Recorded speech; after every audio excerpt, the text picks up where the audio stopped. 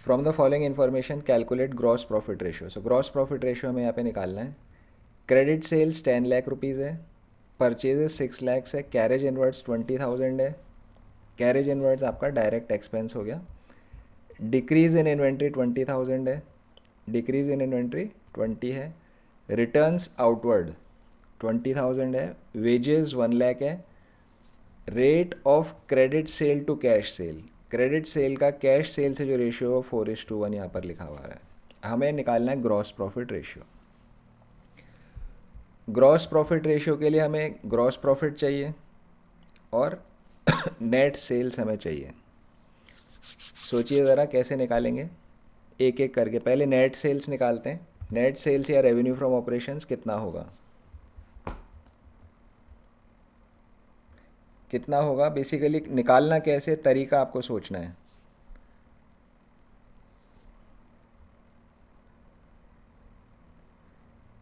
Sales को हम कैसे निकालेंगे, पहले देखिए सेल से रिलेटेड क्या क्या डेटा हमें दिया हुआ है। सेल से रिलेटेड हमें जो डेटा दिया गया है, एक तो क्रेडिट सेल्स यहाँ दिया हुआ है, 10 लैक्स की क्रेडिट सेल्स है। और एक हमें ये दिया rate of credit sale to cash sale 4:1। दो इन्फॉर्मेशन हमारे पास है। कैसे निकालेंगे सेल्स, सोचिए ज़रा। 10 हाँ जी। 10 lakh into 1/4 10 lakhs into 1/4। Cash sheet के लिए सर। ओके, सो रिमी बोल रही है 10 लैक्स मल्टीप्लाइड बाय 1/4। इसका मतलब हुआ कि इससे क्या निकलेगा, कैश सेल निकले, क्या निकलेगा इससे, यस सर, कैश शीट। इससे निकलेगी आपकी कैश सेल्स। तो हमें क्या पता है, rate of credit sale to cash sale is 4:1। इसका मतलब अगर क्रेडिट सेल 4 रुपीज़ है तो कैश सेल 1 रुपीज़ है। मतलब अगर क्रेडिट सेल 4 रुपीज़ है तो कैश सेल 1 रुपी है। सिंपलेस्ट रेशियो का यही मीनिंग होता है। जैसे पार्टनरशिप में हम बोलते हैं 1:1:1, 3 पार्टनर है, 1:1:1। क्या मतलब है उसका, अगर टोटल प्रॉफिट 3 रुपीज़ है तो 1 रुपीज़ इसको मिलेगा, 1 रुपी इसको मिलेगा, 1 रुपी इसको मिलेगा। तो इसी तरह से अगर क्रेडिट सेल 4 रुपीज़ है तो कैश सेल 1 रुपी है। टोटल सेल कितनी हो जाएगी फिर, टोटल सेल हो जाएगी आपकी 5 रुपीज़ की। 4 रुपये की क्रेडिट सेल है, 1 रुपये की कैश सेल है, टोटल सेल आपकी यहाँ पे 5 रुपीज़ हो सकती है। अगर सीधा हम देखें क्रेडिट सेल का कितना परसेंट कैश सेल है, क्रेडिट सेल का कितना परसेंट कैश सेल है, तो हम देख सकते हैं 1/4 मल्टीप्लाइड बाय 100।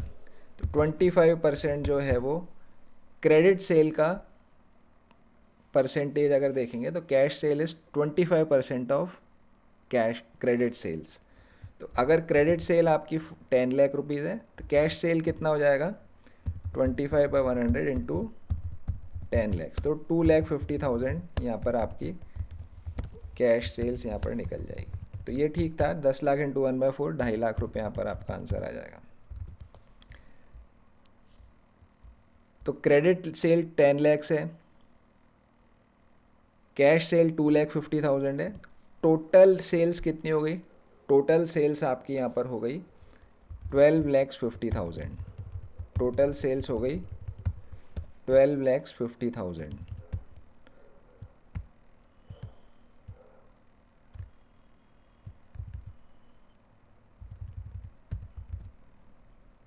क्वेश्चन 113। 12,50,000 की आपके यहाँ पर टोटल सेल्स हो गई 12,50,000। तो ये हमने इस तरह से सेल्स निकाली, एक चीज़ हमें मिल गई। रिटर्न आउटवर्ड्स क्या होता है, रिटर्न आउटवर्ड होता है परचेज रिटर्न होता है, सेल रिटर्न होता है। Sir sales return. Return outwards sales return होता है या परचेज रिटर्न होता है, सोचिए। जब सर सेल का रिटर्न होएगा तो सामान हमारे पास आएगा या हमारे पास से जाएगा। Sir purchase return. नहीं, जब सेल रिटर्न होगा तो सामान हमारे पास आएगा या हमारे पास से जाएगा। सर जाएगा। जाएगा, सेल रिटर्न में जाएगा। आपने किसी को सामान बेचा, सर उसमें आएगा। सामान आएगा, सेल रिटर्न में हमारे पास आएगा। मेरी अम्मी ने कपड़ों की दुकान खोली, उसकी फ्रेंड कपड़े लेके गई, अगले दिन वापस ले आई, तूने मेरे को छेद वाला कपड़ा दे दिया, तो वो रिटर्न कहाँ आ रहा है? रिटर्न रम्मी के पास वापस आ रहा है। तो return inward is sale return, return outward is purchase return. तो रिटर्न आउटवर्ड परचेज रिटर्न है, सेल्स निकालने में इस रिटर्न का कोई रोल नहीं है, तो सेल का काम हमारा पूरा हो गया है। अब आ जाते हैं हम ग्रॉस प्रॉफिट पर। ग्रॉस प्रॉफिट निकालने से पहले डायरेक्टली ग्रॉस प्रॉफिट नहीं निकलेगा, पहले हमें कॉस्ट ऑफ गुड्स सोल्ड निकालना पड़ेगा। पहले हमें यहाँ पे कॉस्ट ऑफ गुड्स सोल्ड निकालना पड़ेगा। So cost of goods sold का क्या फॉर्मूला होता है, बोलिए? Opening stock plus direct expense okay, minus closing stock. Purchase minus closing stock. वापस रिपीट करिए। Opening stock plus purchase direct expenses plus opening stock, purchases opening minus stock plus direct expenses plus purchases minus closing stock. Opening yes sir. Stock, opening stock plus purchases, पहले purchase बोलो क्योंकि वो main चीज़ है, plus direct expenses minus closing stock. शुरू में मेरे पास जो सामान था, भाई कॉस्ट ऑफ गुड्स सोल्ड का मतलब क्या है? कितने रुपए का सामान बेचा, ठीक है ना? तो मैंने जब सुबह दुकान खोली तो कुछ सामान मेरे पास में पड़ा हुआ था, ठीक है ना? जब सुबह दुकान खोली कुछ सामान मेरे पास पड़ा हुआ था, ये मैं बेचूंगा। और ख़रीद लिया मैंने दिन भर में, वो भी मैं बेचूंगा। Opening stock plus purchases. साल दिन के एंड में रात को जब घर जा रहा था कुछ सामान बच गया, है ना, वो बिका नहीं है आज के अंदर, तो उसको माइनस कर दो। जब दिन शुरू हुआ तो मेरे पास में कुछ सामान था, ओपनिंग स्टॉक, ठीक है ना, इसको मैं बेचूंगा। दिन भर में मैंने कुछ सामान और ख़रीद लिया, ये भी मैं बेचूंगा। अब जब रात को घर जा रहा था दुकान बंद करके तो मेरे पास कुछ सामान बच गया, ये बिका नहीं है, तो इसे माइनस कर दो क्योंकि ये हमारा बिका नहीं है। बाकी का मेरा ये ऐड परचेजेस और क्लोजिंग स्टॉक माइनस करो तो ये क्या आ जाएगा? Cost of goods sold. कितने रुपए का सामान बिका हुआ आ गया। कुछ दिन भर में खर्चे किए, चाय पी, बिजली चलाई, वो सब किया, उसको यहाँ पर ऐड कर दो डायरेक्ट एक्सपेंसेस, ठीक है ना? दो ही डायरेक्ट एक्सपेंसेस आपके इसमें हैं, कैरेज इनवर्ड्स और दूसरा आपका वेजेस। ये इससे आपका कॉस्ट ऑफ गुड्स सोल्ड यहाँ पे निकल जाएगा। तो opening stock minus closing stock, opening stock minus closing stock हो रहा है यहाँ पर, बाकी परचेज ऐड हो रही है, डायरेक्ट एक्सपेंस यहाँ पे ऐड हो रहा है। क्वेश्चन ने मुझे क्या दिया है? Decrease in inventory. Decrease in inventory का मतलब क्या हुआ?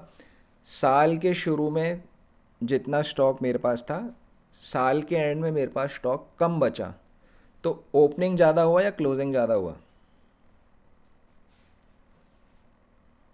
डिक्रीज इन इन्वेंट्री का क्या मतलब हुआ? ओपनिंग ज़्यादा है या क्लोजिंग ज़्यादा है? सर फिर से रिपीट कीजिए। डिक्रीज इन इन्वेंट्री का मतलब हुआ कि इन्वेंट्री मेरा कम हो गया, इन्वेंट्री हैज़ रिड्यूस्ड। रिड्यूस मतलब रिड्यूस कैसे होगा? ओपनिंग जितना था क्लोजिंग स्टॉक कम हो गया। अगर ओपनिंग 5 रुपये था, क्लोजिंग 4 रुपये 3 रुपये कुछ हो गया, this is decrease in inventory.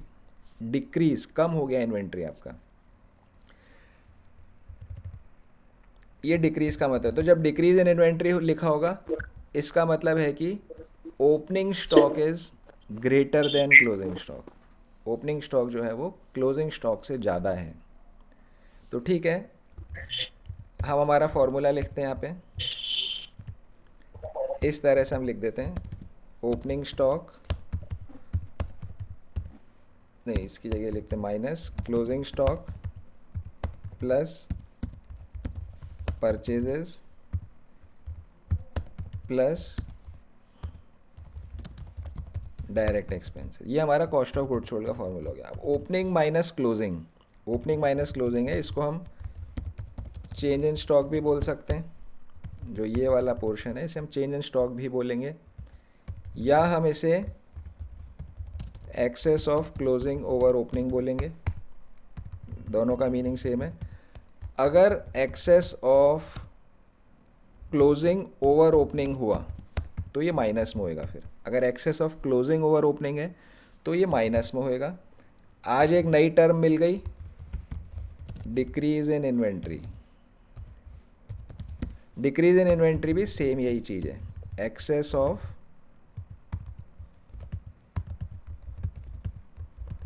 जो excess of closing over opening भी डिक्रीज इन इन्वेंट्री हो गया। अगर क्लोजिंग ज़्यादा है ओपनिंग कम है तो माइनस में आएगा, इसको हम इंक्रीज इन इन्वेंट्री भी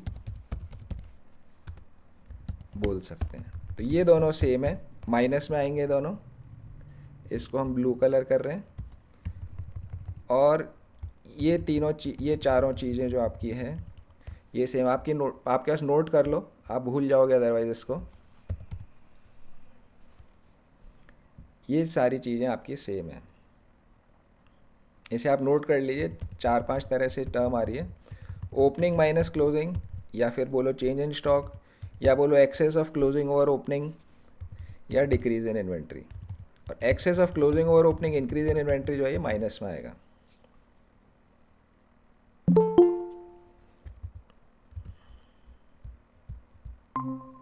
तो इसे आप नोट करिए, क्योंकि अलग अलग जगह अलग अलग टर्म्स यूज़ हो रही है तो कन्फ्यूज़न नहीं होना चाहिए फॉर्मूले में। ओपनिंग माइनस क्लोजिंग बोल सकते हैं, या चेंज इन स्टॉक बोल सकते हैं, या excess of closing over opening बोल सकते हैं, या डिक्रीज इन इन्वेंट्री बोल सकते हैं। चारों का मीनिंग एक ही है। अगर excess of closing over opening हुआ तो वो माइनस में आएगा, इंक्रीज इन इन्वेंट्री लिखा हुआ है तो वो भी माइनस में आएगा। बाकी आगे का formula plus purchases plus direct expense ये आपका सेम रहने वाला है, इसमें कोई डिफरेंस नहीं है। तो ये जो कलर किया हुआ है इसे आप नोट करिए अपने पास, ताकि भूलना नहीं आपकी बार आगे। सर इसमें ओपनिंग ज्यादा है ना क्लोजिंग से, फर्स्ट वाले में। चेंज इन स्टॉक में यस सर। हाँ ओपनिंग ज़्यादा है, ओपनिंग माइनस क्लोजिंग होता है उसको हम चेंज इन स्टॉक बोलते हैं। स्टॉक में कितना बदलाव हुआ, अगर चेंज इन स्टॉक माइनस में होगा तो फिर क्लोजिंग ज़्यादा हो जाएगा। सेम सेम से टर्म्स कंफ्यूजिंग है, इसे आप नोट कर लीजिए, एक जगह पे आपके पास हो जाएगा। हो गया? Yes sir. तो अब हमारे ये फॉर्मूला हमने नोट किया इसको। Sir excess of closing over opening और फिर सेकंड वाले में भी वही लिखा हुआ है। अच्छा, इधर एक्सेस ऑफ ओपनिंग और क्लोजिंग लिखना चाहिए मुझे, मैंने गलत लिख दिया। Excess of opening over closing अभी ठीक है।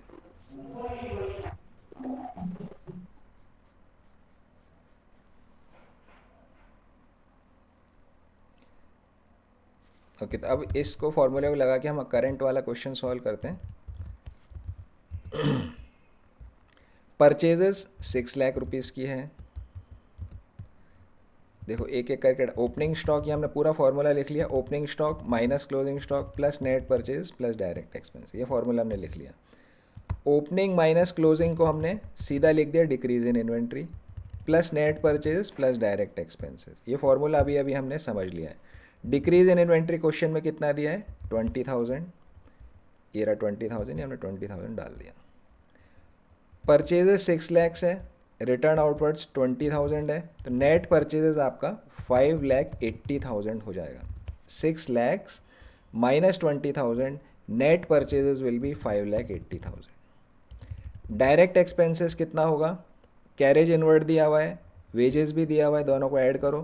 Carriage inward 20 plus wages 1 lakh, 1,20,000 के डायरेक्ट एक्सपेंसेस यहाँ पर हो गए। तो decrease in inventory plus net purchase plus direct expenses 7,20,000 का कॉस्ट ऑफ गुड्स सोल्ड यहाँ पर आएगा। 7,20,000 का सामान मैंने बेचा, कितने में बेचा 12,50,000 में। 7 लाख रुपए का सामान 12 लाख रुपए में बेचा, प्रॉफिट निकाल लो माइनस करके, सेल में से कॉस्ट माइनस करेंगे तो 5,30,000 का मेरा ग्रॉस प्रॉफिट यहाँ हो रहा है। 1250 minus 720 gives me 5,30,000 as gross profit. अब ग्रॉस प्रॉफिट आ गया, सेल्स आ गई, ग्रॉस प्रॉफिट का रेशियो निकाल लीजिए। 530 divided by 1250 multiplied by 100, 530 divide by 1250 divided into 100, तो 42.4% यहाँ पे ग्रॉस प्रॉफिट रेशियो आ रहा है। डेसिमल में इस चैप्टर में खूब आंसर्स आएंगे, जो रेशियोज निकलेंगे आपके डेसिमल में आएंगे, तो इसमें कंफ्यूज नहीं होना कि यार डेसिमल में तो वापस चेक करो, इसमें डेसिमल में आपके आंसर आएंगे। ये हमारा क्वेश्चन यहाँ पे कंप्लीट हो गया। एनी डाउट्स इसमें 113 में? No, sir.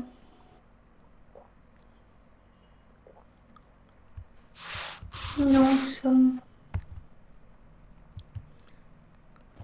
सबसे फर्स्ट चीज़ है सारे फॉर्मूले बाय हार्ट याद होने चाहिए। सेकंड चीज़ आती है फॉर्मूले को अप्लाई करना, वो प्रैक्टिस से आएगा। तो फॉर्मूले याद होने चाहिए, that is number one thing. अगर याद ही नहीं है तो हम अप्लाई कैसे करेंगे। चलिए क्वेश्चन 114 पे आ जाते हैं। From the following information calculate gross profit ratio. GP ratio हमें यहाँ पर निकालना है, कैसे करेंगे सोचिए ज़रा।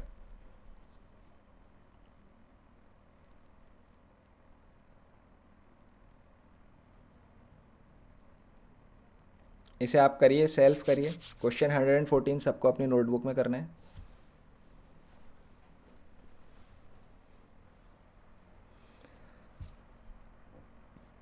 वन वन फोर सबको नोटबुक में करना है।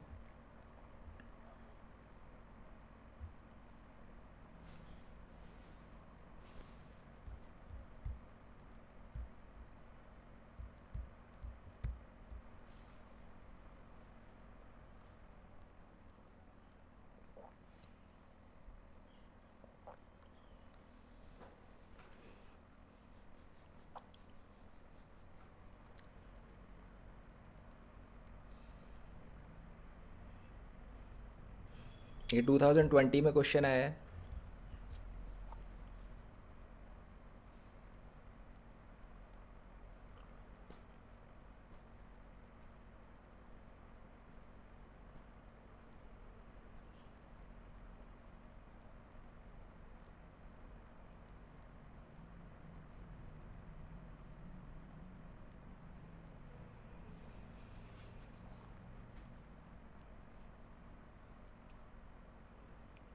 वन वन फोर में जीपी रेशियो आपको निकालना है।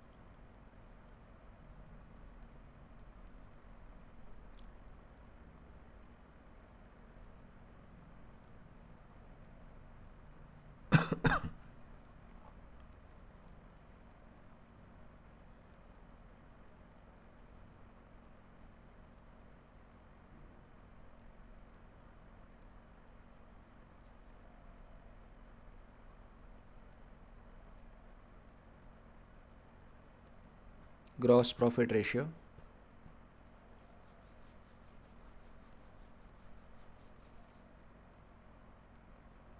Sir decrease in inventory net sales होगा। Decrease in inventory net sales, नहीं नहीं, डिक्रीज इन इन्वेंट्री अभी हमने फॉर्मूला लिखा था यहाँ पे, ये लिखे हुए हैं सारे फॉर्मूले इधर। कॉस्ट ऑफ गुड सोल्ड का पार्ट है डिक्रीज इन इन्वेंट्री, ये हमने यहाँ पे सारे फॉर्मूले लिखे थे। इनका चारों का जो येलो मैंने किया, इनका सबका मीनिंग सेम है।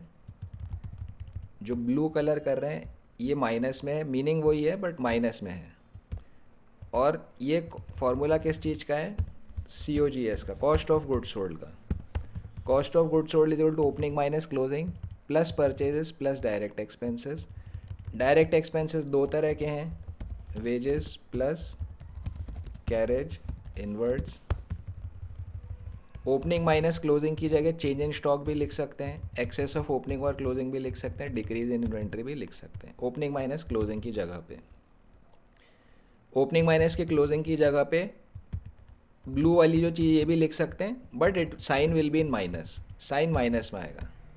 बाकी परचेजेज ऐड करनी है, नेट कर देते हैं, नेट परचेजेज होगा सर हो गया। Plus direct expenses wages plus carriage inwards. तो सेल्स का पार्ट नहीं है, वो कॉग्स का पार्ट है।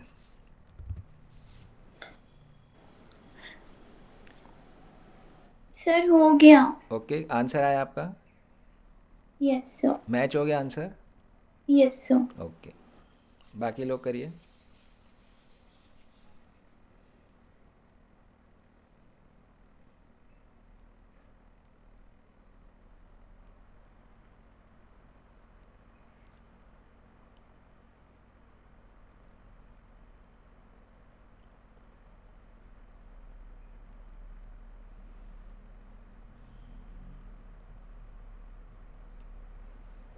चलिए हम डिस्कस कर लेते हैं इसे एक बारी। देखिए, ग्रॉस प्रॉफिट रेशियो निकालना है तो ग्रॉस प्रॉफिट चाहिए और रेवेन्यू फ्रॉम ऑपरेशंस चाहिए। रेवेन्यू फ्रॉम ऑपरेशंस को हम नेट सेल्स भी बोलते हैं। तो जीपी चाहिए और नेट सेल्स आपको चाहिए। नेट सेल्स के लिए पिछले क्वेश्चन में तो क्या था, उसने 4:1 करा था, थोड़ा काम करना पड़ा। यहाँ पर सीधा सीधा हमें कैश और क्रेडिट सेल दिया हुआ है, ऐड कर दो टोटल सेल्स आ जाएगा। Cash cell 2 lakh, credit sale 8 lakh, दोनों को ऐड करेंगे तो टोटल सेल्स हमें मिल जाएगा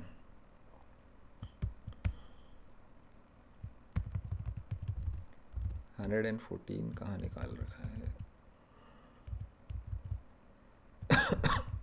ठीक, ये रेवेन्यू फ्रॉम ऑपरेशंस आपका 10 लाख रुपीज़ आ गया।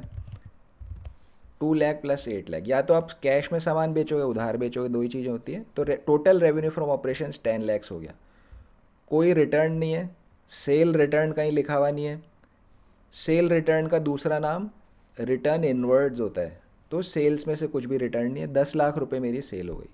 अब मुझे निकालना होगा कॉस्ट ऑफ गुड्स सोल्ड, कितने रुपए का सामान बेचा। वो कैसे निकालेंगे? Opening stock minus closing stock, क्या हमारा फॉर्मूला है? Opening stock minus closing stock plus net purchases plus direct expenses. Opening stock minus closing stock plus net purchase plus direct expenses. Opening minus closing को हम decrease in inventory भी बोलते हैं, जो हमने फॉर्मूला नोट किया। Opening minus closing को हम डिक्रीज इन इन्वेंट्री भी बोलते हैं। क्वेश्चन ने मुझे डिक्रीज इन इन्वेंट्री यहाँ पे दिया है 122, तो पहले हम 122 यहाँ पे ले लेंगे। Decrease in inventory 1,22,000। फिर आगे ये क्लोजिंग तक काम हो गया, plus net purchases. Net purchases कितना है? टोटल परचेज है मेरा कैश प्लस क्रेडिट, या तो कैश परचेज होगा या क्रेडिट परचेज होगा। इनको दोनों को जोड़ दो तो टोटल परचेज आपको मिलता है 4 लाख रुपीज़ का। लेकिन यहाँ पे रिटर्न आउटवर्ड्स भी है, जितना परचेज किया उसमें से कुछ सामान लौटा दिया तो उसे माइनस करना पड़ेगा। तो 360 प्लस 40 माइनस 20, तो 4 लाख माइनस 20, 3,80,000 की नेट परचेजेज यहाँ पर हो जाएगी। 3,80,000 की नेट परचेजेज यहाँ पर हो जाएगी। तो decrease in inventory plus net purchases. और डायरेक्ट एक्सपेंस प्लस करने, देखें डायरेक्ट एक्सपेंस है क्या क्वेश्चन में? क्वेश्चन के अंदर वेजेस है, ठीक है ना, वेजेस है और सैलरीज है। Salary is not a direct expense. हमने क्या बोला, सिर्फ दो ही डायरेक्ट एक्सपेंस है आपकी बुक में, वेजेस कैरेज इनवर्ड्स। तो सैलरी को छोड़ देना है, सैलरी को कुछ नहीं करना। सैलरी अगर आपको याद हो तो P&L अकाउंट में आता है, सैलरी ट्रेडिंग अकाउंट में नहीं आता, सैलरी P&L में आता है। तो नेट प्रॉफिट के टाइम वो आएगा, ग्रॉस प्रॉफिट के टाइम सैलरी को हम छोड़ देंगे। तो carriage inwards 8,000, wages 20,000, total 28,000 rupees यहाँ पर डायरेक्ट एक्सपेंसेस हो जाएगा। तो अब हमारा फॉर्मूला कंप्लीट हो गया, इनको तीनों को जोड़ देंगे तो 530 का कॉस्ट ऑफ गुड्स सोल्ड हो गया। जो सामान हमने बेचा उसकी कीमत 5,30,000 रुपये थी। कितने का बेचा? 10 लाख रुपए का बेचा। सेल्स हम पहले ही निकाल चुके हैं, तो सेल्स में से cost of good sold minus करेंगे तो 4,70,000 का ग्रॉस प्रॉफिट आ जाएगा। इतना प्रॉफिट मैंने यहाँ पे अर्न किया है।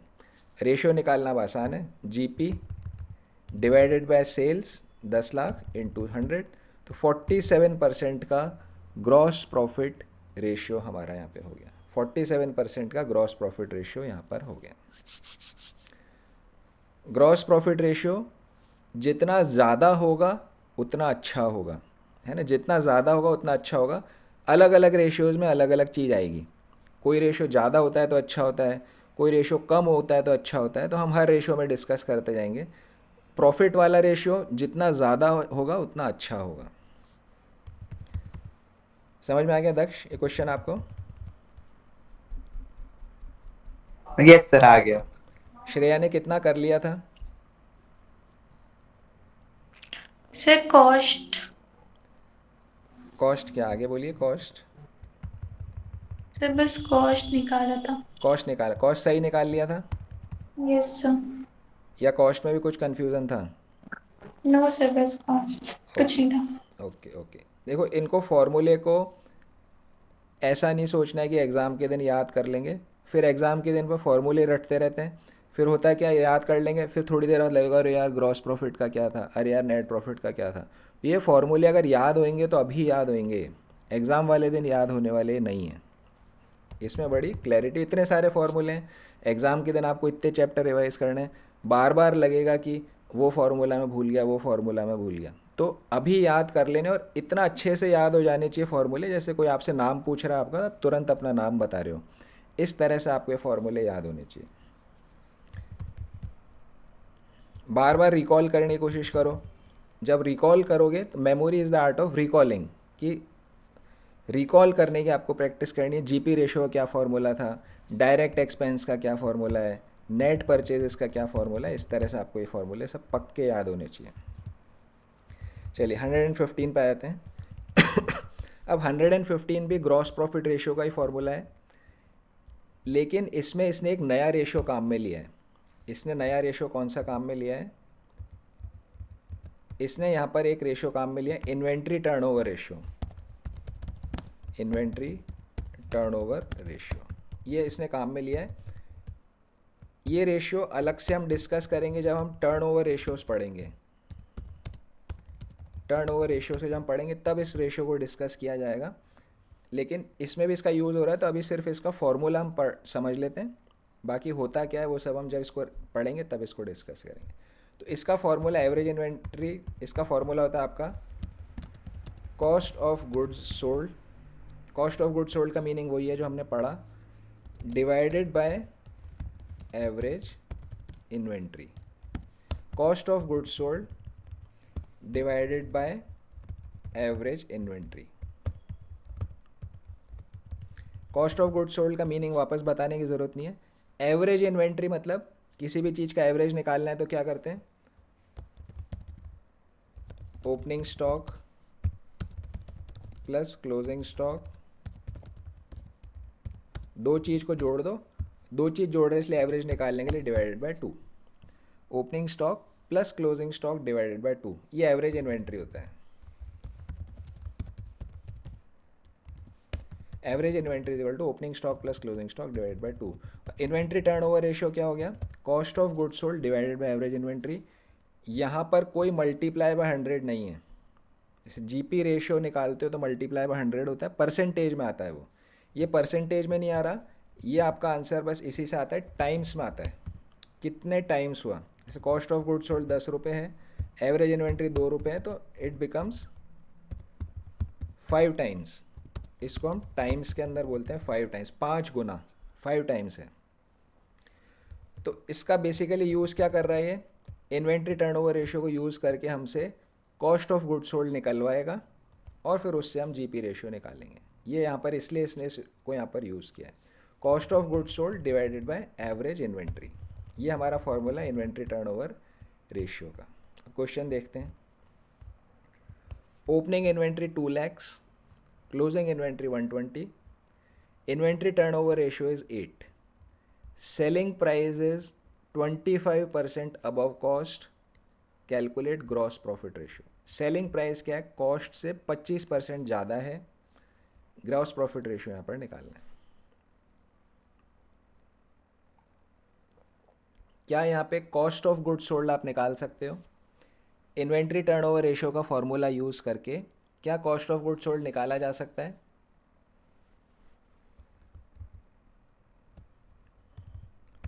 ये है आपका इन्वेंट्री टर्नओवर रेशियो का फॉर्मूला, वापस देखिए। Inventory turnover ratio is equal to cost of goods sold divided by average inventory. Average inventory आपकी opening plus closing divided by 2 है। क्वेश्चन ने आपको क्या क्या दिया है? इन्वेंट्री टर्नओवर रेशियो कितना दिया है क्वेश्चन ने मुझे? 8। This is 8। Opening inventory 2 lakh है, क्लोजिंग 120 है। क्या आप निकाल सकते हैं? Opening stock yes sir. निकालिए। ओपनिंग स्टॉक दिया है 2 लाख, क्लोजिंग स्टॉक दिया है क्वेश्चन ने मुझे 1,20,000। कॉस्ट ऑफ गुड्स सोल्ड कितना होगा?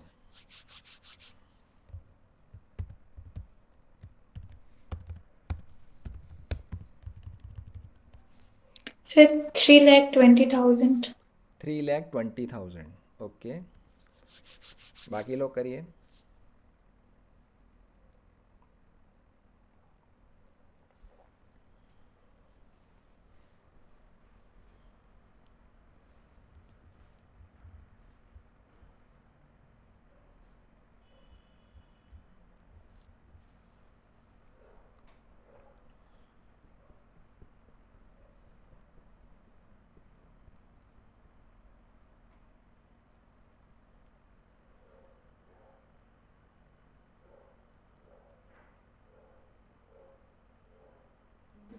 सर COG है सर 12,80,000। 12,80,000। ओके, सो श्रेया का 3 लाख आया, दक्ष का 12 लाख आया, रिमी का कितना आ रहा है?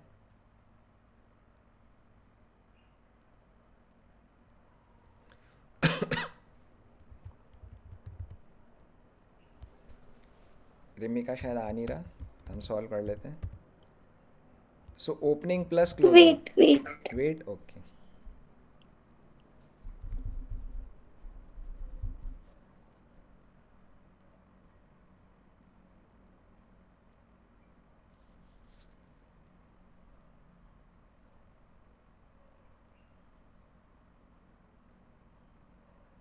अब यहाँ क्वेश्चंस आपके ज़्यादा लंबे नहीं होते जैसे पार्टनरशिप में होते थे या कंपनी अकाउंट्स में। क्वेश्चन छोटे छोटे हैं बट एप्लीकेशन ऑफ माइंड ज़्यादा है, लॉजिकल क्वेश्चंस हैं। सर। हाँ जी। 12,80,000। Okay, so then means Shreya का शायद ठीक नहीं है, हम चेक करते हैं क्या क्या आंसर आएगा इसका। देखिए क्वेश्चन नंबर कौन सा कर रहे हैं? 115। एवरेज इन्वेंट्री निकालते हैं पहले। Opening stock 2 lakhs plus closing stock 120, दोनों को जोड़ेंगे, डिवाइड बाय 2 करेंगे, 1,60,000 का एवरेज इन्वेंट्री आ गया। Average inventory 1,60,000।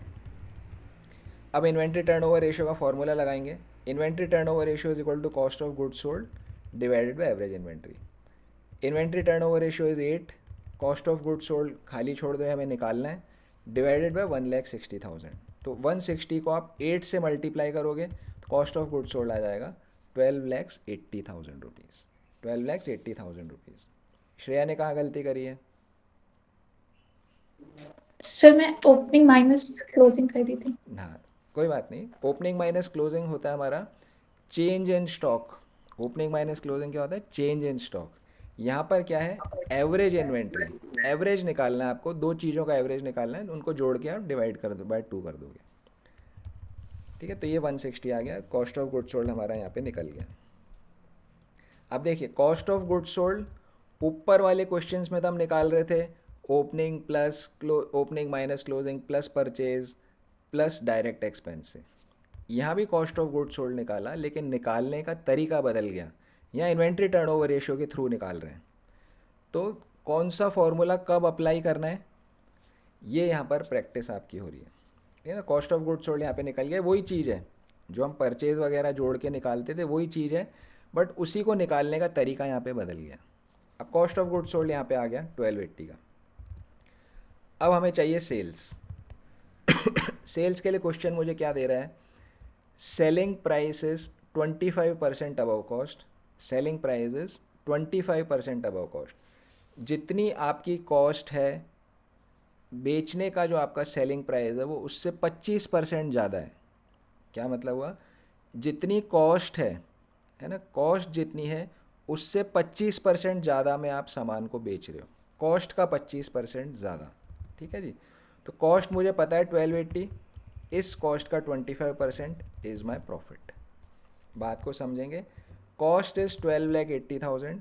क्वेश्चन ने मुझे क्या बोला, वापस लैंग्वेज देखिए, selling price is 25% higher than cost. Cost से 25% ज़्यादा सेलिंग प्राइस है ना। तो कॉस्ट 1280 है, इसका सीधा सीधा 25% निकालो, 320 ज़्यादा होगा, कॉस्ट से 320 ज़्यादा होगा। तो सेलिंग प्राइस कितना हो गया, 1280 प्लस 320, 16 लाख रुपीज़ की आपकी सेल्स हो गई। वापस पढ़ते हैं इसको, selling price 25% above cost, cost से 25% ज़्यादा है, कॉस्ट हमने निकाल ही ली, इसका 25% निकालो तो कॉस्ट से 3,20,000 रुपये ज़्यादा का सेल प्राइस है।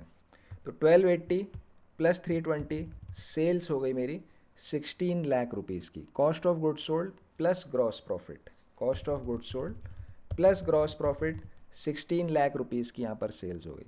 अब सेल्स आ गई, ग्रॉस प्रॉफिट 320 है, हमने निकाल ही लिया अभी ग्रॉस प्रॉफिट। तो 320 16 लाख डिवाइड कर दीजिए, आपका यहाँ पे ग्रॉस प्रॉफिट रेशियो 20% आ जाएगा। 320 divide by 16 lakhs into 100, GP ratio यहाँ पर आ गया। आराम से देखिए, समझिए।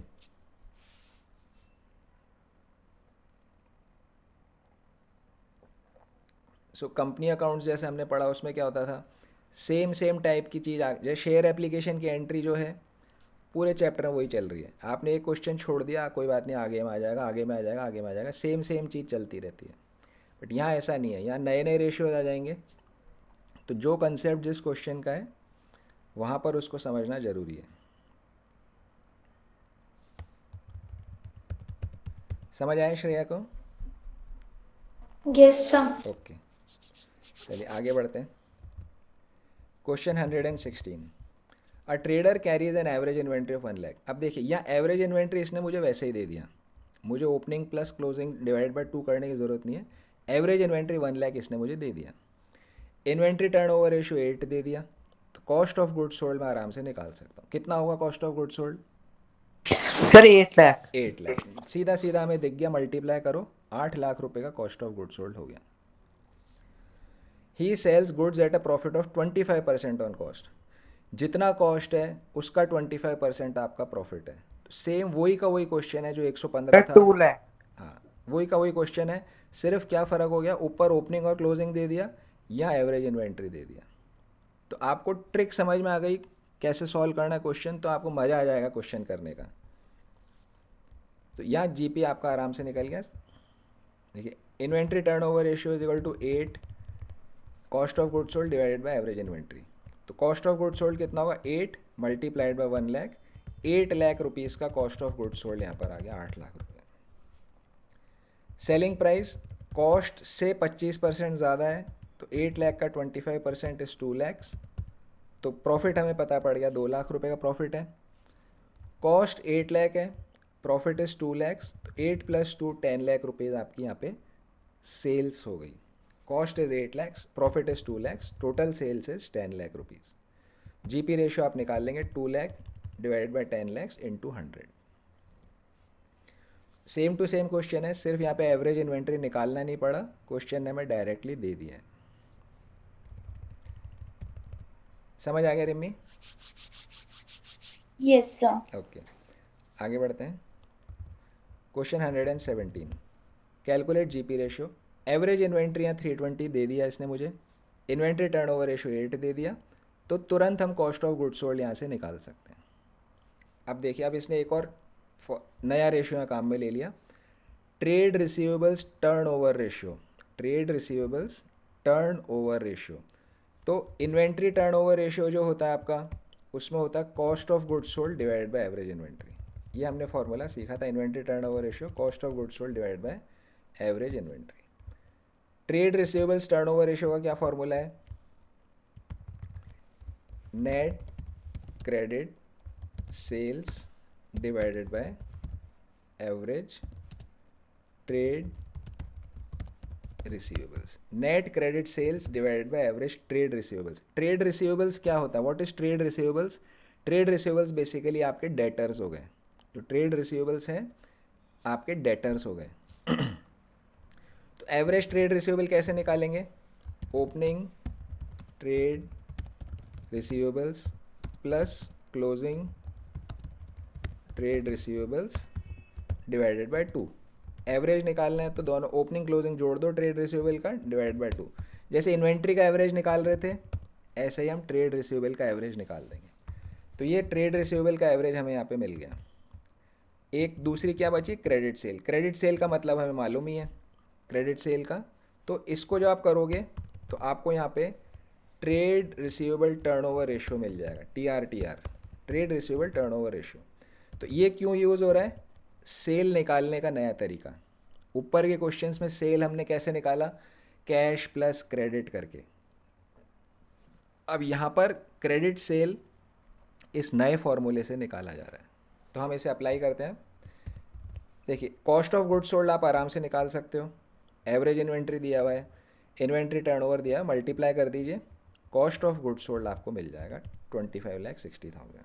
8 मल्टीप्लाइड बाय 320, 25,60,000, जूम कर देते हैं, 25,60,000 आपका कॉस्ट ऑफ गुड्स सोल्ड यहाँ पे आ जाएगा। अब सेल निकालनी है, सेल निकालने का क्या तरीका है, trade receivables turnover ratio is equal to net credit sales divided by average trade receivables. Net credit sales divided by average trade receivables. Average trade receivable आसान है निकालना, ओपनिंग, अच्छा एवरेज ट्रेड रिसीवेबल सीधा सीधा 4 लाख दिया हुआ ही है, अगर ना दिया होता opening plus closing divide by 2 कर लेते। तो average trade receivables is 4 lakhs, तो 4 लाख रुपए यहाँ पर आ गया। Trade receivable turnover is 6, multiply कर दीजिए, क्रेडिट सेल्स आपको मिल जाएगी 6 मल्टीप्लाई बाय 4 लाख, 24 लैक्स की क्रेडिट सेल्स हो गई। उधार पे जो सामान बेचा वो 24 लाख रुपए का है। ये समझ आया दक्ष को? Yes sir. Okay, so credit sale 24 lakh की है, और क्वेश्चन मुझे क्या बोल रहा है, cash sale is 25% of net sales. जितनी नेट सेल्स है, मतलब नेट सेल्स मतलब टोटल सेल की बात कर रहा है यहाँ पे, टोटल सेल का कैश सेल इज 25%। क्या मेरे पास टोटल सेल्स है? नहीं, मेरे पास टोटल सेल्स नहीं है, मेरे पास सिर्फ क्रेडिट वाली है, मेरे पास सिर्फ क्रेडिट वाली सेल है, टोटल सेल मेरे पास नहीं है। तो ऐसा क्वेश्चन हमने एक कल सॉल्व किया था निकालने का, क्वेश्चन नंबर 112 हमने किया था, cash sale is 20% of total sales.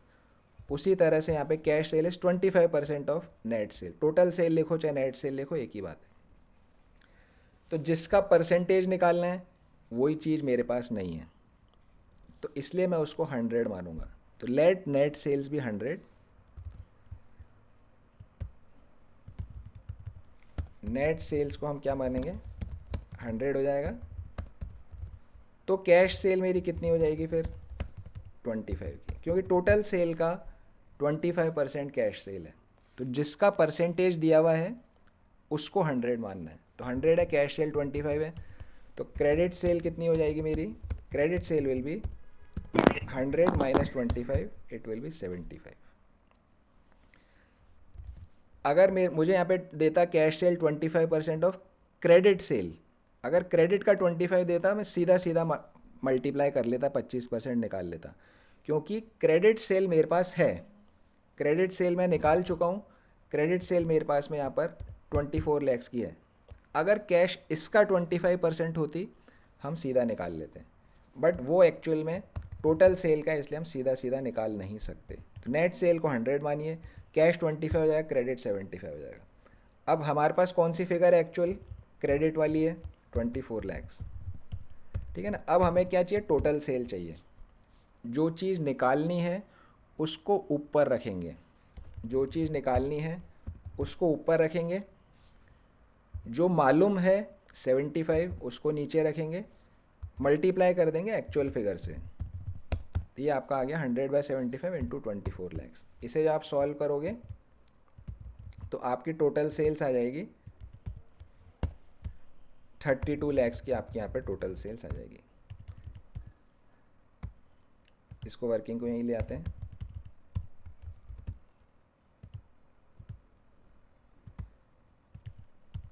ये देखिए, कैश सेल, टोटल सेल का 25% था तो टोटल सेल्स को 100 माना, कैश 25 हो गया, क्रेडिट विल बी 75, 100 माइनस 25 75, और इसमें से क्रेडिट सेल हमारे पास 24 है। जो चीज़ पता करनी है उसको 100 की टर्म्स में ऊपर रखो, जो मालूम है उसको नीचे रखो, मल्टीप्लाई कर दो एक्चुअल जो आपको दिया गया उससे, तो आपको यहाँ पर 32 लैक्स का टोटल सेल्स मिल जाएगा। एक्स मान के भी कर सकते हो बट ये थोड़ा सा ज़्यादा फास्ट होता है, आप एक्स मान के करें तो भी आपका आंसर ठीक आएगा। तो टोटल सेल्स मिल गए 32, कॉस्ट ऑफ गुड्स सोल्ड थी हमारे पास में 25 लैख 60, माइनस कर दीजिए, ग्रॉस प्रॉफिट आ जाएगा 32 माइनस 25, आपका ग्रॉस प्रॉफिट आ गया 6,40,000, 6,40,000। नाउ जीपी रेशियो आसान है, 640 डिवाइड बाई 32 लैक्स इंटू 100, 20% का यहाँ पे ग्रॉस प्रॉफिट रेशियो निकल जाएगा। सो इस क्वेश्चन में हमने एक नया फॉर्मूला सीखा, ट्रेड रिसीवेबल्स टर्नओवर रेशियो का। ये भी हम रेशियो जब टर्नओवर रेशियोज में करेंगे, लेकिन यहाँ पर इसका यूज़ किया गया है सेल्स निकालने के लिए, क्रेडिट सेल्स निकालने के लिए स्पेसिफिकली। यस, समझ आया क्वेश्चन श्रेया? Yes sir. पूरा समझ आया अच्छे से? Yes sir. ओके, आगे बढ़ते हैं। 118, रेवेन्यू फ्रॉम ऑपरेशंस, कोलन लगा हुआ है देखिए ना। रेवेन्यू फ्रॉम ऑपरेशंस में क्या क्या है, कैश सेल 420 है, क्रेडिट सेल 6 लैक्स है, रिटर्न्स 20,000 है। जब कैश रेवेन्यू फ्रॉम ऑपरेशन के अंदर दिया गया, मतलब ये रिटर्न जो है ये सेल का रिटर्न है ये, क्योंकि रेवेन्यू फ्रॉम ऑपरेशन में के डिटेल्स में रिटर्न लिखा है 20,000, तो this is sale return. Cost of revenue operations या cost of goods sold 8 lakhs है, जीपी रेशियो निकालना है। करिए सॉल्व अपनी नोटबुक में से। 118 का पार्ट 1, ग्रॉस प्रॉफिट रेशियो निकालना है।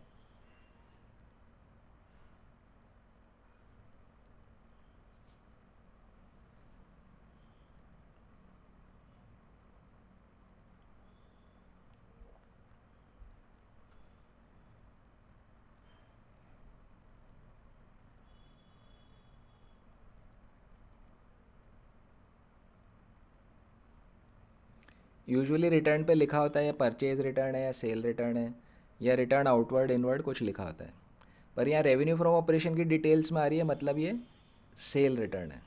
उसके आगे फुल स्टॉप है, वो सेंटेंस वहाँ कंप्लीट हो रहा है।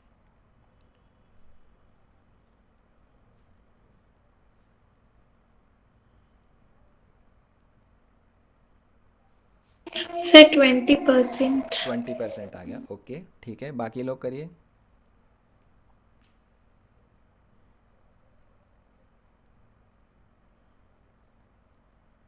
Yes sir 20। 20 आ गया, ठीक है। सो हर क्वेश्चन में थोड़ा थोड़ा सा चेंज आ रहा है, कोई से दो क्वेश्चन सेम नहीं है यहाँ पे।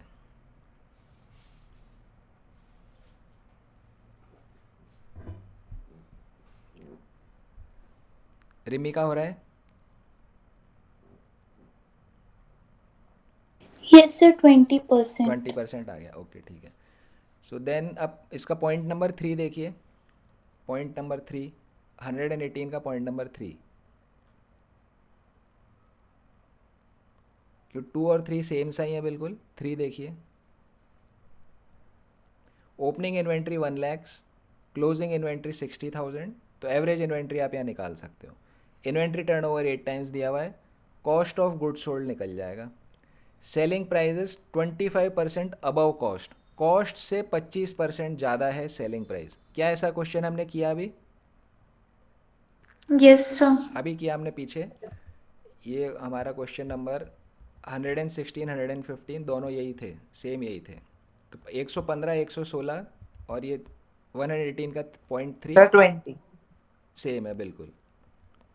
118 का सेकंड पॉइंट भी देखिए, ये भी वही का वही क्वेश्चन है, कोई डिफरेंस नहीं है। एवरेज इन्वेंट्री आपको यहाँ पे दे दिया।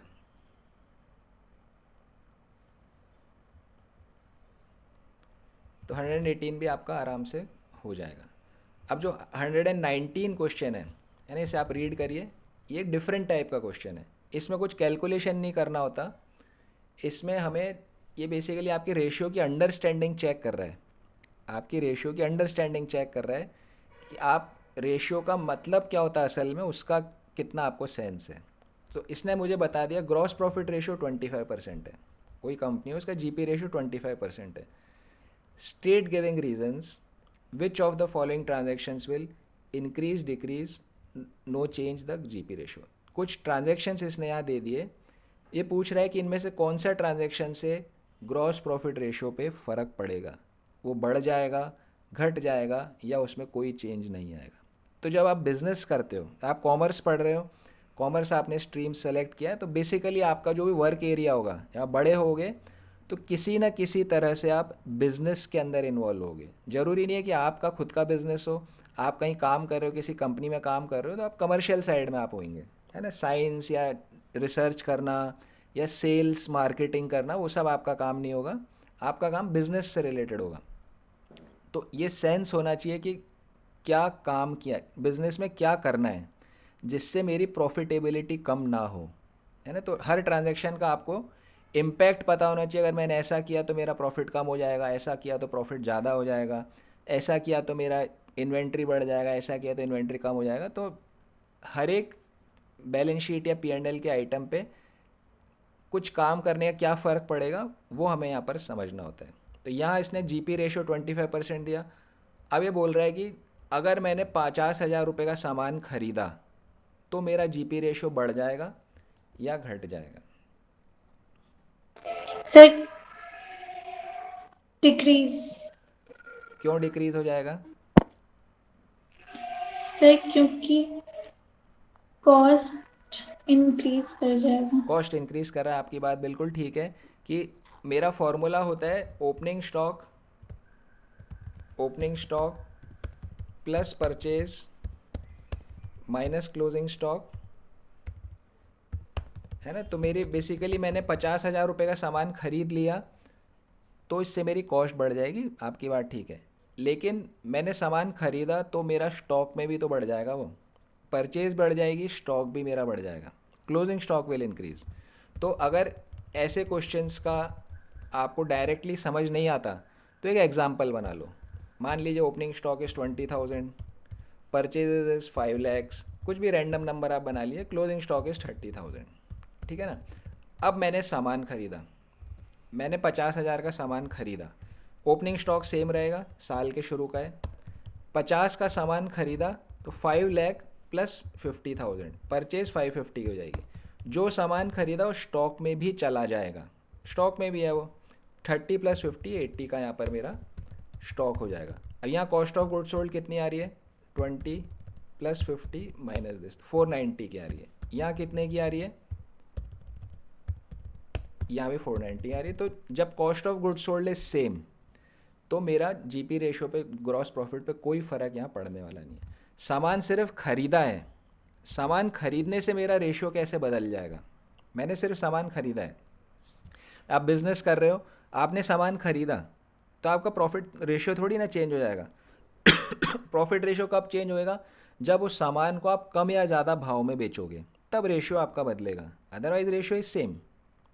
समझ आया श्रेया? Yes sir. है ना, सामान खरीदने से रेशियो नहीं बदल रहा है। भाई सामान तो खरीदो, रोज सामान खरीदोगे, रोज बेचोगे, तो रेशियो बदलेगा जब आप अपनी सेलिंग प्राइस कम ज़्यादा करोगे या कुछ खर्चा एडिशनल करोगे, otherwise ratio will remain same. रोज आप सामान खरीद रहे हो, बेच रहे हो, तो मैथमेटिकली आपको मैंने समझाया इसका मीनिंग, इस तरह से आप एग्जाम्पल बना सकते हो, तो इन चीज़ों को समझना बहुत आसान हो जाएगा इस टाइप के क्वेश्चंस को। और लेमैन टर्म्स में बोला जाए तो सिर्फ सामान खरीदा है, सामान खरीदने से रेशो मेरा नहीं बदलेगा। चलिए आज का टाइम हो गया है, इस क्वेश्चन को हम कल कंटिन्यू करेंगे 119। फिर नेक्स्ट रेशो हमारा ऑपरेटिंग रेशो यहाँ पे स्टार्ट होएगा।